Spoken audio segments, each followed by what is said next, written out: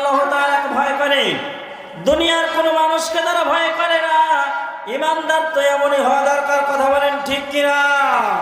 যখন ওই স্বৈরাচারেরা ওই ইসলামের বিরুদ্ধে আঙ্গুল তুলে কথা বলে, এই ইসলামকে সমাজ থেকে যখন উঠিয়ে দেওয়ার জন্য পায়তারা শুরু করে, কোরআনের আলোচনা যখন বন্ধ করতে চায়, আবু সাঈদের মতো টান টান করে ওই বাতিলের সামনে দাঁড়িয়ে যায়, জীবন দিতে প্রস্তুত, কিন্তু বাতিলের সামনে মাথা নত করতে প্রস্তুত নাই। কথা বলেন ঠিক কিনা? ওই চাঁপাইনবাবগঞ্জের মানুষেরা এক স্বৈরাচার গেছে, কিন্তু দ্বিতীয় স্বৈরাচার যদি সমাজে মাথা চাড়া দিয়ে ওঠে, সেই সমাজে যদি আবু সাঈদের মতো, মুগ্ধ ভাইয়ের মতো যদি আপনাদেরকে ময়দানে দাঁড়িয়ে বুকে তাজা রক্ত যদি আপনাদেরকে ঢেলে দিতে হয়, কারা কারা রাজি আছো? দু হাত তুলে আল্লাহকে দেখাও।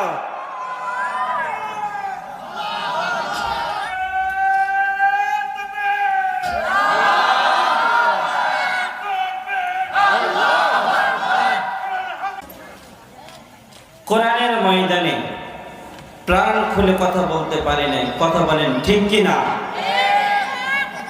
কিন্তু আজকে আল্লাহ তাআলা একটা পরিবেশ উন্মুক্ত করে দিয়েছেন আমাদের কথাগুলো কোরআন থেকে প্রাণ খুলে বলার জন্য। বলেন আলহামদুলিল্লাহ। কথা বলবে, কিন্তু যারা কোরআন থেকে হক কথাগুলো বলবে তাদের নামগুলো পোস্টারে লিখলো পরে এই তাফসীর মাহফিল বন্ধ করা হতো। কথা বলেন ঠিক কিনা? আমি গত বছর এই মঞ্চে বসে আমি আলোচনা করেছিলাম। এরপরে আপনাদের মাদ্রাসা আগামীকালকে যিনি দ্বিতীয় আলোচক আছেন হযরত মাওলানা আবু জার গিফারি সাহেব, তিনি আলোচক ছিলেন, কিন্তু তার নাম পোস্টারে উল্লেখ করা হয় নাই। কথা কি ভুল বলেছি? কি জন্য হয় নাই? তাদের নাম যদি পোস্টারে উল্লেখ করা হতো তাহলে তাফসীর মাহফিল বন্ধ করে দেওয়া হতো। এমন জালেম সরকার থেকে আল্লাহ তাআলা আমাদেরকে পরিত্রাণ দান করেছে। কথা বলেন ঠিক কিনা? এক জালেম সরকার আমার বাংলাদেশ থেকে তারা পালাতে বাধ্য হয়েছে, আর দ্বিতীয় জালেম সরকার আমার বাংলার জমি দেখতে চায় না। কথা বলেন ঠিক কিনা? কেউ যদি কোরআনের বিপক্ষে আলোচনা করার জন্য আসে, কেউ যদি কোরআনের বিপক্ষে হাত তুলে দেখায়, কেউ যদি আঙ্গুল তুলে দেখায়, কেউ যদি কোরআনের বিপক্ষে দাঁড়িয়ে যেতে চায়, আমরা মুসলমানেরা তাদেরকে এক চুল পরিমাণ তাদেরকে ছাড় দেব না, ছাড় দেব না। আওয়াজ দেবেন ঠিক কিনা? এই মাহফিল হবে কোরআনের মাহফিল, এই বাংলার জমিন হবে কোরআনের জমিন, এই বাংলার জমিন হবে আগামী ইসলামের জমিন, এই জমিনে ইসলামের রাজ প্রতিষ্ঠিত হবে হবে। আওয়াজ দেবেন ঠিক কিনা?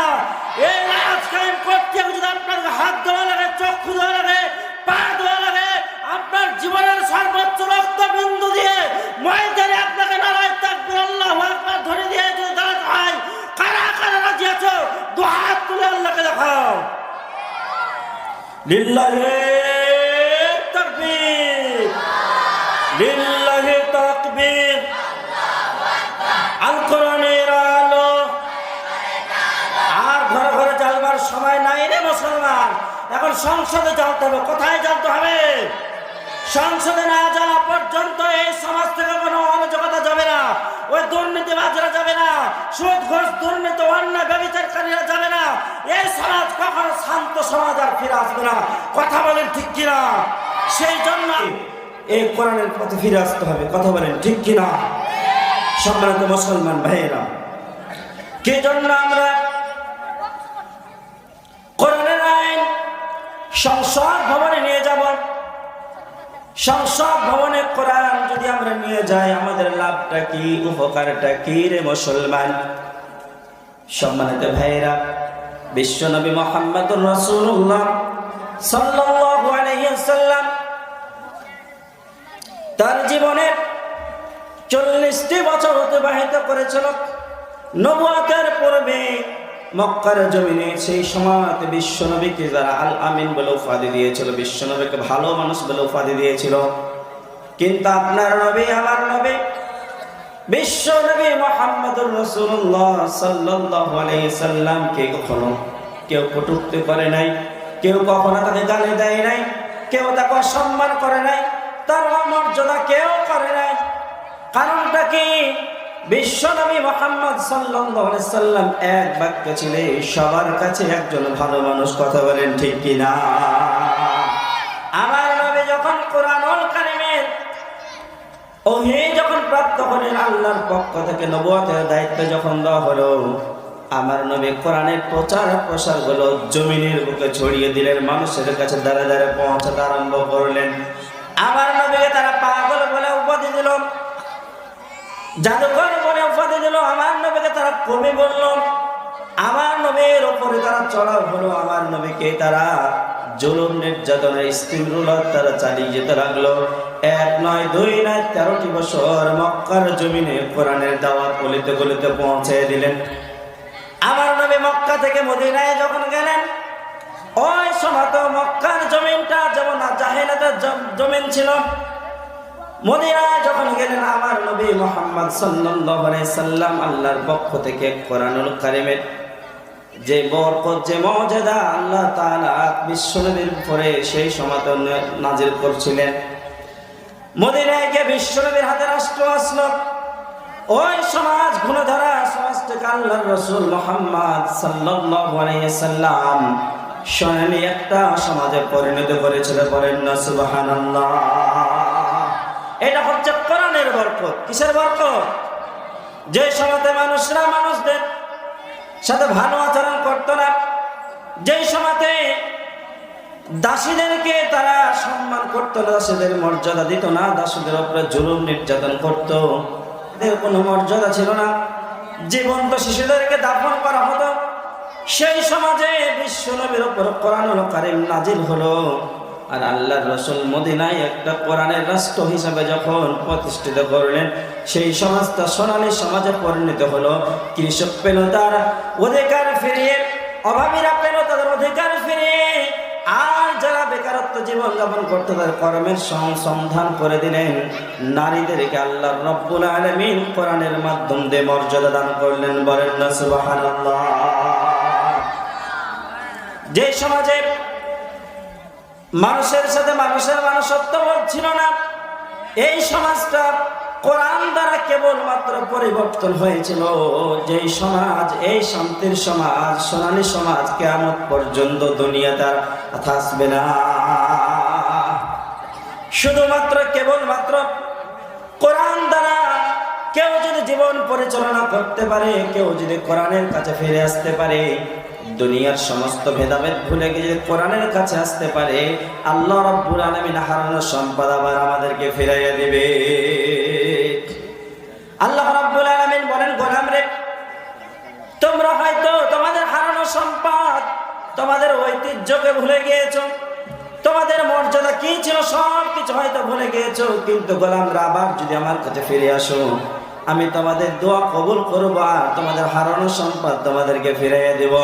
আল্লাহ রাব্বুল আলামিন বলেন, কুল ইয়া ইবাদিয়াল্লাযীনা আসরাফু আলা আনফুসিহিম লা তাকনাতু মির রাহমাতিল্লাহ ইন্নাল্লাহা ইয়াগফিরুয যুনুবা জামিআ ইন্নাহু হুয়াল গফুরুর রহিম।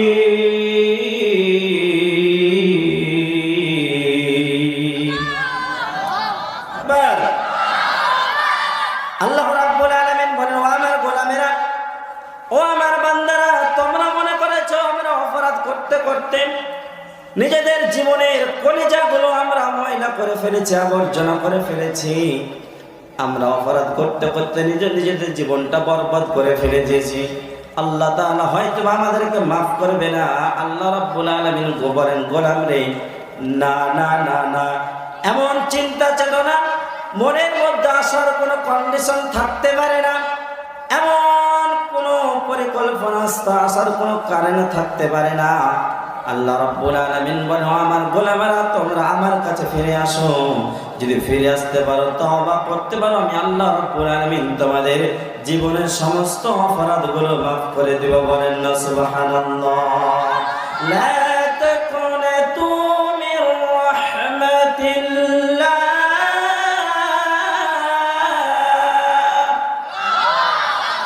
ও গোলামেরা, পাহাড় সমপরিমাণ পরিমাণ যদি তোমরা গুনাহ করো, আমি আল্লাহ রাব্বুল আলামিনের কাছে ফিরে আসলে আমি তোমাদের সমস্ত গুনাহগুলো মাফ করে দেব। বলেন না সুবহানাল্লাহ। আল্লাহ রাব্বুল আলামিন বলে শুধু তাই নাই, ইল্লা মান তাবা ওয়া আমানা ওয়া আমিলা সালিহান ফাউলাইকা ইউবাদদিলুল্লাহু সাইয়্যাতিহিম হাসানাত।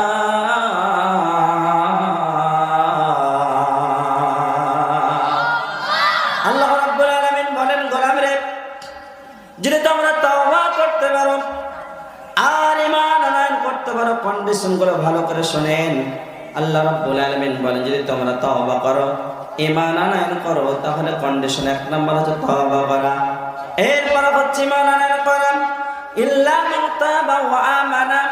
এরপর আল্লাহ তাআলা বলতেছে ওয়া আমিলা সালিহা, ভালো ভালো কাজ করতে হবে, সৎ কাজ করতে হবে, সঠিক পথে চলতে হবে, সঠিক পথে নির্দেশনা দিতে হবে, সঠিক পথে সন্ধান খুঁজতে হবে।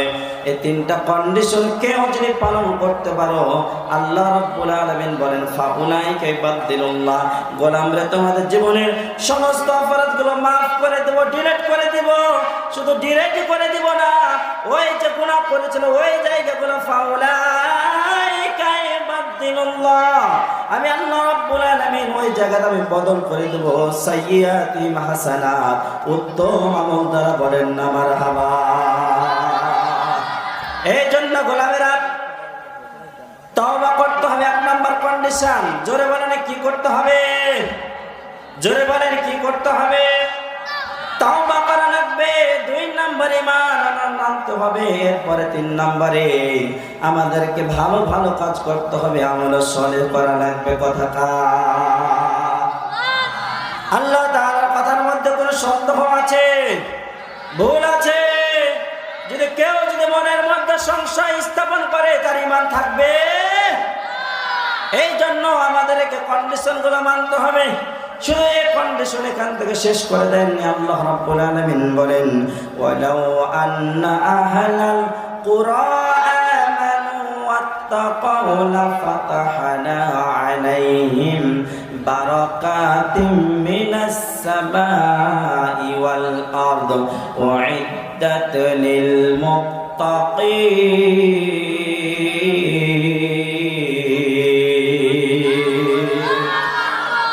আল্লাহ রাব্বুল আলামিন সূরা আরাফের 96 নম্বর আয়াতে কারিমায় ডাক দিয়ে বলেন, কোন জনপদের মানুষ যদি, কোন এলাকার মানুষ যদি, আল্লাহ তাআলা বলছে ওয়ালাউ আন্না আহলাল কুরা আমানু, ঈমান আনয়ন করে।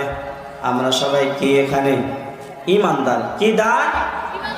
আমরা এখানে সবাই ঈমানদার। সংশয় আছে কোনো? সন্দেহ আছে কোনো? কারা কারা ঈমানদার নয় হাত তুলে দেখেন দেখি। ওই একজন ওটা ভুল করে উঠেছে, ওটা তালে, কিসে তালে উঠেছে। আমরা সবাই এখানে ঈমানদার, কথা বলেন ঠিক কিনা? আমরা সবাই এখানে ঈমানদার।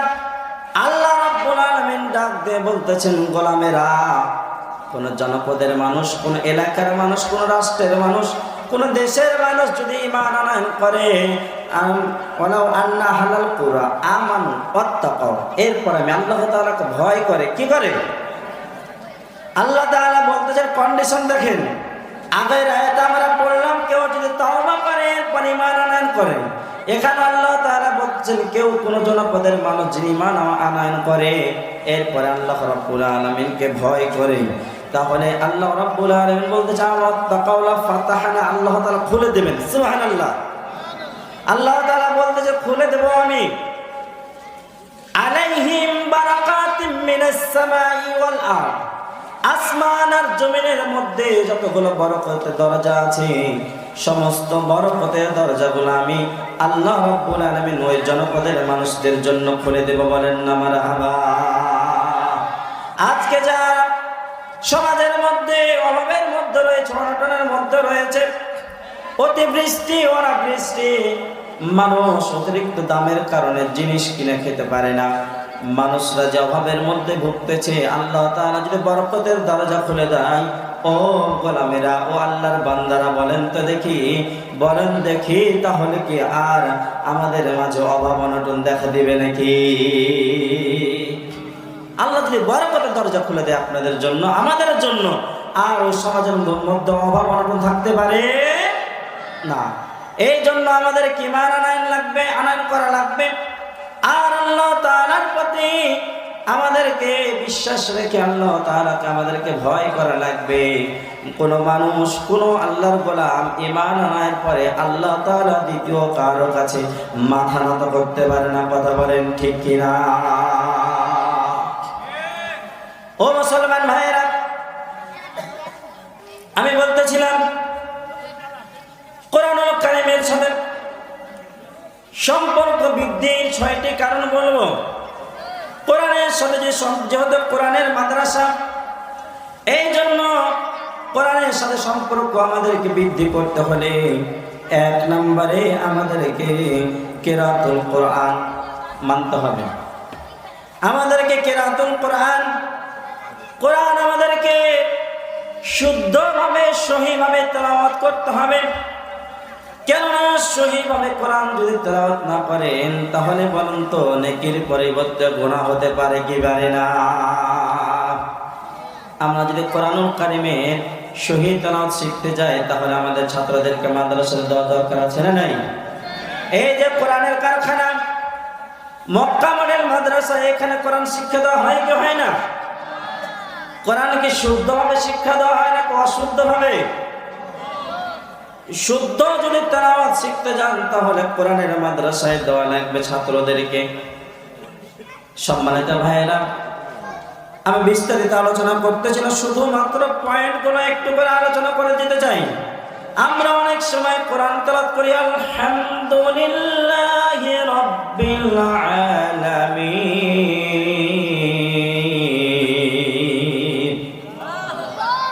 সমস্ত প্রশংসা কার? আল্লাহ তাআলা ছাড়া কারো প্রশংসা করা যাবে? আল্লাহ তাআলা ছাড়া কারো প্রশংসা করা যাবে না। ওই হায়ের জায়গাতে আমরা হা উচ্চারণ করে আলহামদুলিল্লাহি রাব্বিল আলামিন শুনতে মনে হচ্ছে ভালোই লাগবে, কিন্তু সরাসরি তরজমাটা ভিন্ন হয়ে যাবে। আসমান আর জমিনের মধ্যে যে তফাৎ, এর চাইতে বেশি তফাৎ হয়ে যাবে। আমরা প্রথমত পড়লাম সমস্ত প্রশংসা কেবলমাত্র একমাত্র আল্লাহ রাব্বুল আলামিনের জন্য। আর যদি হা দিয়ে আমরা পড়ে থাকি, এখানে সমস্ত ছেঁড়া কথা একমাত্র আল্লাহর জন্য বলেন না, নাউজুবিল্লাহ। এই জন্য কোরআনুল কারীম আমাদেরকে শুদ্ধভাবে পড়ার দরকার আছে না? পড়ো না কোরআন, কেন পড়ো না কোরআন? ওর চাপাই নবাবগঞ্জের মুসলমান, ঠিক কিনা? পড়েছ ইংলিশ মিডিয়ামে, বাবার ডাকো তাই ড্যাডি নামে। সরি সরি বললে তোমায় কবরেতে আর দেবে না ছাড়। পড়ো না কোরআন, কেন পড়ো না কোরআন? ওরে কপাল পোড়া মুসলমান, ঠিক কিনা? ইংলিশে আপনি অনার্গল বক্তব্য দিতে পারেন, হিন্দিতে আপনি অনার্গল বক্তব্য দিতে পারেন। বলেন তো হিন্দিতে আর যদি আপনি উর্দুতে আর বাংলায় আপনি সারা জীবন তেলাওয়াত করেন না কেন, নামাজের মধ্যে নামাজ কি আপনার কবুল হবে নাকি? আপনি যত বড় জজ হন, যত বড় ব্যারিস্টার হন, যত বড় প্রেসিডেন্ট হন না কেন, কোরআন ছাড়া আপনার কোনো গতি নাই। কবরে গিয়ে কোরআন ছাড়া, কোরআনের বাইরে যদি আপনি কোনো সংগঠনের পরিচয় দেন, আমি অমুক দলের প্রধানমন্ত্রী, অমুক দলের আমি প্রেসিডেন্ট, অমুক দলের আমি, অমুক দলের আপনি জেলা সভাপতি, আমি কেন্দ্র সভাপতি, ফেরেশতা আপনার কথা শুনবে নাকি ডান্ডা বাড়ি দেবে?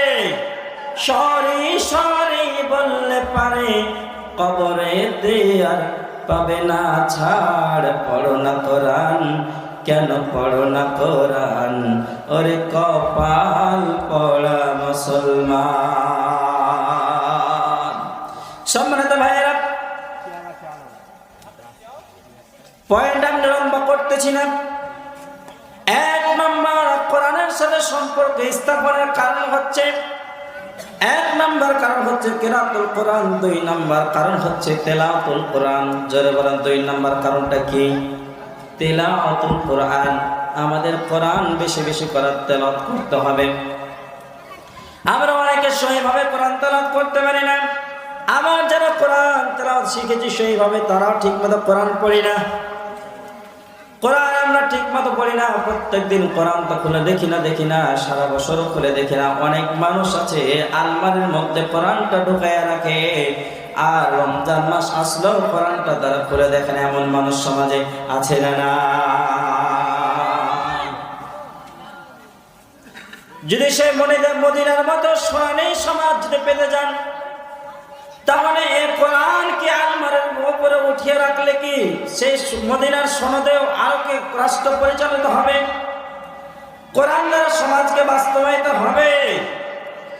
কোরআন আমাদেরকে তেলাওয়াত করতে হবে। যদি কোরআনের সাথে আমরা সম্পর্ক স্থাপন করতে যাই, আমাদেরকে কোরআন বেশি বেশি তেলাওয়াত করতে হবে। আল্লাহ রাব্বুল আলামিন বলেন, ইন্নামাল মুমিনুনা আল্লাযীনা ইযা যুকিরাল্লাহু ওয়াজিলাত কুলুবুহুম ওয়া ইযা তুলিয়াত আলাইহিম আয়াতুহু زادتهم إيمانا وعلى ربهم يتوكلون।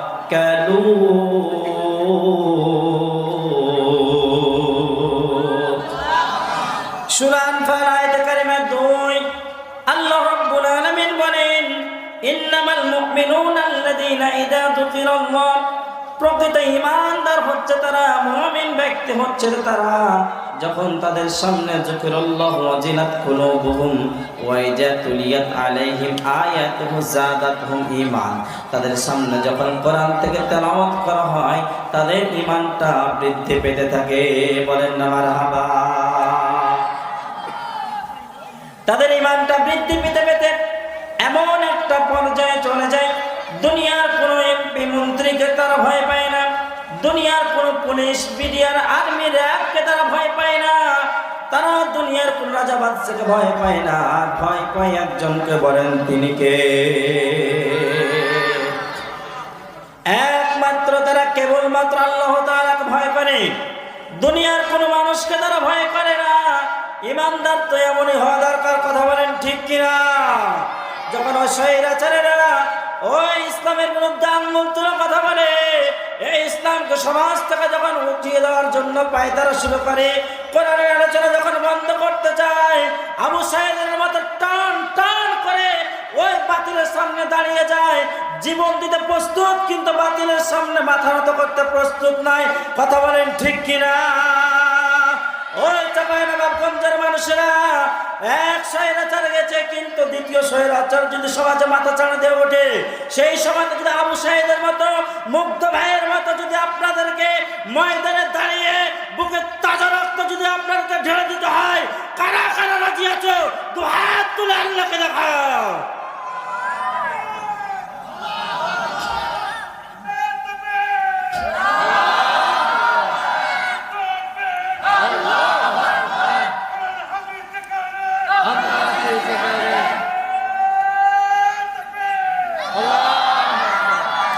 এই স্লোগান তো আপনাদের মেন রাস্তা পর্যন্ত যাবে না। যাবে? যাবে? বিড়ালের মতো মেও মেও আওয়াজ দিলে বাতিলের আপনাদেরকে সেই স্বৈরাচারের কবলে আবার ফেলবে। কথা বলেন ঠিক কিনা? এই জন্য তো এই 15 থেকে 16 বছর জালেমের জুলুম আর নির্যাতন আমাদেরকে সয়ে সয়ে থাকতে হয়েছে। হুঙ্কার দিয়ে আমরা কথা বলতে পারি নাই, মুসলমানরা রেয়াত হতে পারি নাই, বাতিলের সামনে দাঁড়াতে পারি নাই। হযরত ওমর রাদিয়াল্লাহু তাআলা আনহু ইসলাম কবুল করার আগ পর্যন্ত মক্কার জমিনে প্রকাশ্যে ইসলাম প্রচার করা যায়নি, সম্ভব হয়নি। কেননা ওই সময় মুসলমানরা ছিল দুর্বল, কার বাতিলের সামনে মাথা উঁচু করে দাঁড়ানোর কথা বলার মতো ছিল না। হযরত ওমর যখন ইসলাম কবুল করলেন, বিশ্বনবীকে বললেন, ইয়া রাসূলুল্লাহ, ইয়া হাবিবাল্লাহ, ইসলাম কি সত্য নয়? বলতেছেন সত্য। কোরআন কি সত্য নয়? সত্য। আল্লাহ একজন আছেন, তিনি কি সত্য নয়? বলছে সত্য। আপনি আল্লাহর নবী, আপনি কি সত্য না? হ্যাঁ সত্য।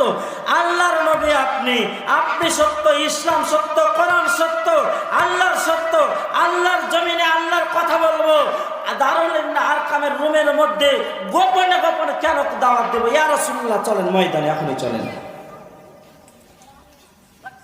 এখনই চলেন। শেষ পর্যন্ত বিশ্বনবীর কাছে বিশ্বনবীর কাছে হযরত ওমর রাদিয়াল্লাহু তাআলা আনহু ময়দানে একটা মিছিল করার জন্য অনুমতি নিলেন। আল্লাহর নবীর অনুমতি নিয়ে ডাক দিলেন মাত্র 12 জন সাহাবী, আল্লাহ রাসূলের মাত্র 12 জন সাহাবী হযরত ওমরকে দিয়া, 11 জন সাহাবী সাড়া দিলেন হযরত ওমরকে দিয়ে, 12 জন সাহাবী 6 জন করে দাঁড় করেন 2 লাইনে। এক লাইনের প্রথম দিকে হযরত আমির হামজা রাদিয়াল্লাহু তাআলা আনহু, একদিকে হযরত ওমর রাদিয়াল্লাহু তাআলা আনহু বক্তব্য দিলেন একটা ওমর রাদিয়াল্লাহু তাআলা আনহু। ওই মক্কার জমিনের মানুষেরা তোমরা শোনো, যদি তোমরা তোমাদের মায়ের খুব বুক না খালি করতে চাও, স্ত্রীদেরকে তোমরা বিধবা না বানাতে চাও, যদি তোমাদের সন্তানদেরকে এতিম বানাতে না চাও, তাহলে হযরত ওমরের তরবারির সামনে এসো। এই কথা বক্তব্য দেওয়ার পর হযরত ওমর রাদিয়াল্লাহু তাআলা সেই দিন লিল্লাহি তাকবীরের ধ্বনিতে মক্কার আকাশ বাঁকা বাতাসের তোলপাড় করেছিল, প্রকম্পিত করেছিলেন। এরপরে স্লোগান শুরু করলেন। আবু জেহেল বাড়ির মধ্য থেকে তিনি কথা বলে, কে রে? আমার জনপদের এলাকায়, আমার নির্বাচনী এলাকায় লিল্লাহি তাকবীরের ধ্বনি দিয়ে কার এত বড় সাহস? বাড়ি থেকে বের হয়েছে যখন হযরত ওমরকে সামনে দেখেছেন, তখন পিছন থেকে লেগ গুড়িয়ে গুড়িয়ে পালিয়ে গেছে। তখন কথা বলেন ঠিক কিনা? সেই জন্য সেই ওমরের মতো একজন আমাদের নেতা দরকার আছে না নাই? সেই ওমরের মতো দরকার। আমার মুসলমান ভাইয়েরা, আল্লাহ রাব্বুল আলামিন বলেন, ইন্নামাল মুমিনুনা আল্লাযীনা ইযা যুকিরাল্লাহু ওয়াজিলাত কুলুবুহুম ওয়া ইযা তুলিয়াত আলাইহিম আয়াতুহু যাদাতুহুম ঈমানাও ওয়া আলা রাব্বিহিম ইয়াতাওয়াক্কালুন।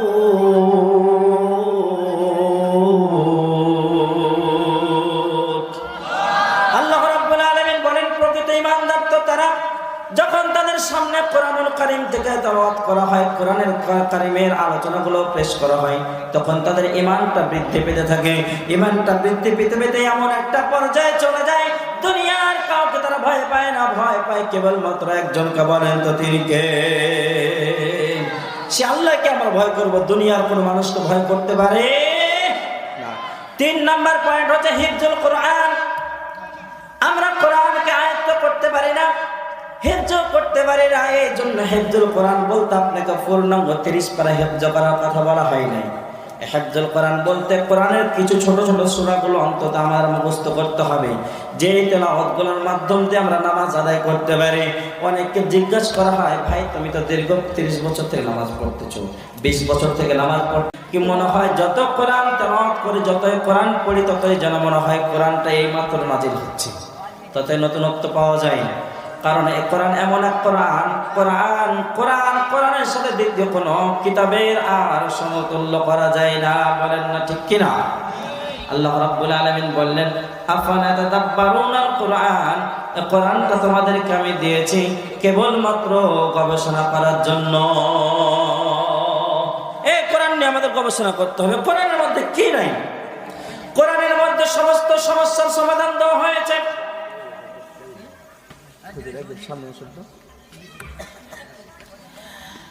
কোরআনের মধ্যে সমস্ত সমস্যার সমাধান দেওয়া হয়েছে। আল্লাহ রাব্বুল আলামিন বলেন, ওয়া নুনাজ্জিলু মিনাল কুরআনি মা হুয়া শিফাউন ওয়া রাহমাতুল লিল মুমিনিন ওয়া লা ইয়াজিদুল যালিমিনা ইল্লা খাসারা। আল্লাহ রাব্বুল আলামিন ডাকতে বলতেছেন, ওয়ানাজ্জিলু মিনাল কোরআন, ও নবী আপনার প্রতি যে কোরআনটা আমি নাযিল করেছি, অবতীর্ণ করেছি, মা হুয়া শিফা, পৃথিবীর সমস্ত সমস্যার সমাধানের জন্য, সমস্ত রোগের প্রতিষেধকের জন্য আমি আল্লাহ রাব্বুল আলামিন কোরআনটা আপনার প্রতি অবতীর্ণ করেছি, নাযিল করেছি। বলেন না সুবহানাল্লাহ। মানুষ যদি কোন সমস্যার মধ্যে পড়ে যায়, কোরআনকে আমাকে যদি প্রশ্ন করে, কোরআন রে আমি তো সমস্যার মধ্যে পড়ে গিয়েছি, এই সমস্যা আমাকে সমাধান দিয়ে দাও। আল্লাহ রাব্বুল আলামিন সমস্ত সমাধানটা আমরা বুঝবার চেষ্টা করি না, কোরআনটা আমরা জানবার চেষ্টা করি না। একটি বার আমাদের আব্বা, তার আব্বা অথবা দাদা আমাদের জমিনে সমাজে চলাফেরা করতে গিয়ে, উঠা বসা করতে গিয়ে মানুষের সাথে যদি কোন একটা জমির ব্যাপার গন্ডগোল লেগে গিয়েছে, দাদা হয়তো মারা গিয়েছে, ওই গন্ডগোল করার জমিটা, ঝগড়া বিবাদ লাগার জমিটা কিভাবে আমরা নিজে করতে পারি সেই দিকে প্রাণপণ চেষ্টা করি আমরা, ঠিক কিনা? আমরা বিভিন্নভাবে উকিলের কাছে যাই, বিভিন্নভাবে আমরা এই যে সমাজে যারা জমি মাপে এদের কি বলে, আমিন বলে, তাই তো? আমিনের কাছে যারাই, যারা আমাদের সমাজে যারা বুঝে তাদের কাছে আমরা যাই, বারবার তো ঘুরি ফিরি যাই, কিন্তু কোরআন আমাদেরকে কোন দিকে ডাকতেছে আমরা সেই দিকে একবার যাই না। আমার হুজুরকে একবার সকালবেলা শোনাইলাম না, হুজুর আচ্ছা আমি যে নামাজ পড়তেছি 20 বছর ধরে, আমার কোরআন সূরা ফাতিহাটা হচ্ছে কিনা একবার শোনেন তো। একটা বার আমরা পারলাম না। আমরা সূরা ইখলাসটা হচ্ছে কিনা একটু শোনেন তো হুজুর, আমরা পারলাম না। সম্মানিত ভাইয়েরা, এই জন্য কোরআনের কাছে আমাদেরকে ফিরে আসতে হবে। আমাদের সমস্যার সমাধানগুলো যদি আমরা পেতে চাই, আল্লাহ বলতে তিবিয়ানান লিকুল্লি শাই, কোরআনের মধ্যে সমস্ত কিছু আমি আল্লাহ তাআলা খুলে খুলে বর্ণনা করেছি। সুবহান, আমরা পড়তেছিলাম 4 নম্বর কারণটা হচ্ছে ফাহমুল কোরআন, কোরআন নিয়ে গবেষণা করতে হবে আমাদেরকে। সম্মানিত ভাইয়েরা, 5 নম্বর কারণ হচ্ছে আমানুল কোরআন। আমরা কোরআনের আমল ছেড়ে দিয়েছি, কোরআনের আমল আমরা করতেছি না। আমাদের বাড়ির মধ্যে কোরআন আছে কিন্তু আমরা সুদ খাই, কথা বলেন ঠিক কিনা? আমাদের বাড়ির আলমারির ভিতরে কোরআন আছে কিন্তু আমরা ঘুষের সাথে জড়িত, কথা কি ভুল বললাম? আমাদের বাড়ির মধ্যে কোরআন আছে, আমরা বউ পর্দা করে না, কথা কি ভুল বলেছি? আমার বাড়ির মধ্যে কোরআন আছে, আমার মেয়ে পর্দা করে না। আমার বাড়ির মধ্যে কোরআন আছে কিন্তু আমরা কোরআনের সমাজ বাস্তবায়িত হোক আমরা বললেও মুখে কিন্তু তা বাস্তবায়িত করবার চেষ্টা করি না। ও মুসলমান ভাইয়েরা, ছোট্ট একটা উদাহরণ দিই। এই যে আমার হাতে একটা কাগজ, এটার নাম কি? একটা কাগজ। কাগজের এক পিঠে আমি লিখলাম আগুন,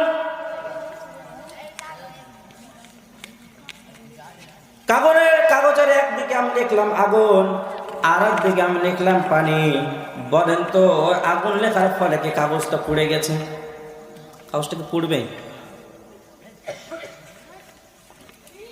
এই কাগজের অপর পৃষ্ঠা লিখেছি আমি পানি, পানি লেখার ফলে কি কাগজটা পানিতে ভিজে গেছে? এই একটা সামান্য একটা আমার হাতের প্রায় একটা মাত্র কাগজ, এই কাগজের এক পিঠে আমি লিখলাম আগুন, আগুন লেখার ফলে কিন্তু কাগজটা পড়ে যায় নাই। আর অপর পৃষ্ঠায় আমি পানি লেখার ফলে যেমন কাগজটা পানিতে ভিজে যায় নাই। আমার হাতে কোরআন 30 পারা কোরআন শরীফ আমার সিনার মধ্যে রয়েছে। আমরা নামাজের মধ্যে কোরআন তেলাওয়াত করি, নামাজের মধ্যে কোরআন তেলাওয়াত করে আমরা মজা পাই, আনন্দ পাই। আমাদের এই কোরআনের মধ্যে সমস্ত আইন কানুন লিখে দেওয়া হয়েছে, সংবিধান হিসেবে আল্লাহ তাআলা কোরআনটা আমাদেরকে দিয়েছে। আমাদের আলমারির উপরে আমাদের এই কোরআনটা উঠে রেখে দিয়েছি, খানকার মধ্যে কোরআনটা আমরা রেখে দিয়েছি, মাজার শরীফে কোরআনটা রেখে দিয়েছি। কিন্তু বলুন তো দেখি, কোরআন যতক্ষণ পর্যন্ত কাগজটা আমরা আগুন লিখলাম পানিতে ভিজলো না, আগুনও পড়লো না, যতক্ষণ পর্যন্ত এই কাগজটাকে আগুন না জানাই দিব ততক্ষণ পর্যন্ত যেমন কাগজটা পড়বে না। পানির মধ্যে যতক্ষণ পর্যন্ত না ফানাই দিব ততক্ষণ পর্যন্ত যেমন ভিজবে না। তেমনি এই কোরআনটা যতক্ষণ পর্যন্ত সংসদ ভবনে না নিয়ে যেতে পারবো মুসলমান ভাইয়েরা, ততক্ষণ পর্যন্ত কিন্তু সমাজে শান্তি শৃঙ্খলা ফিরে আসবে না, কথা বলেন ঠিক কিনা? এই জন্য চাঁপাইনবাবগঞ্জের মুসলমানেরা আপনাদের উদাত্ত আহ্বান জানায়, এ কোরআনের রাজ কায়েম করতে গিয়ে এ কোরআনকে যদি সংসদ ভবনে নিয়ে যেতে চাই তাহলে কোরআনের পক্ষে থাকা দরকার আছে না নাই? এ কোরআনের পক্ষে থাকতে গিয়ে বিশ্বনবী মুহাম্মদুর রাসূলুল্লাহ সাল্লাল্লাহু আলাইহি সাল্লামকে দীর্ঘ 3টা বছর সিয়ামে আবি তালেবের উপত্যকায় জীবনযাপন করতে হয়েছে। বিশ্বনবীকে মক্কা থেকে মদিনা হিজরত করতে গিয়ে যেতে হয়েছে। বিশ্বনবীকে জিহাদের ময়দানে দমদার মোবারক শহীদ করতে হয়েছে। অসংখ্য সাহাবীদেরকে জীবন দিতে হয়েছে। অসংখ্য আলেম ওলামাদেরকে জীবন দিতে হয়েছে। বিশ্বনন্দিত কোরআনের পক্ষে আল্লামা সাঈদীকে 13টি বছর অন্ধকার প্রকোষ্ঠের মাধ্যমে জুলুম আর নির্যাতন সহ্য করে তাকে শাহাদাতের পেয়ালা পান করতে হয়েছে। ও চাঁপাইনবাবগঞ্জের মুসলমানেরা, আজকে যদি আপনাকে কোরআনের জন্য জেল খাটতে হয়, আপনাকে ফাঁসির কষ্ট ঝুলতে হয়, শাহাদাতের পেয়ালা পান করতে হয়, কারা কারা রাজি আছে দুহাত তুলে আল্লাহকে দেখাও।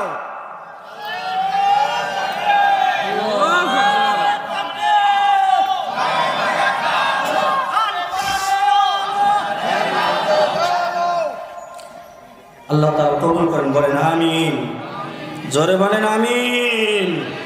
এই জন্য কোরআনের আমল করতে গেলে আমাদেরকে জীবনের সর্বস্ব ইসলামের জন্য দিতে হবে, কথা বলেন ঠিক কিনা? কোরআনের জন্য ব্যয় করতে হবে, কথা বলেন ঠিক কিনা? রাজি আছেন? রাজি আছেন মুসলমান ভাইয়েরা? আমার শেষ প্রান্ত চলে আসছে সংক্ষিপ্তভাবে একেবারে। 6 নম্বর কারণ হচ্ছে ইকামাতুল কোরআন। কোরআনের আইন সমাজে বাস্তবায়ন করতে হবে। কি করতে হবে?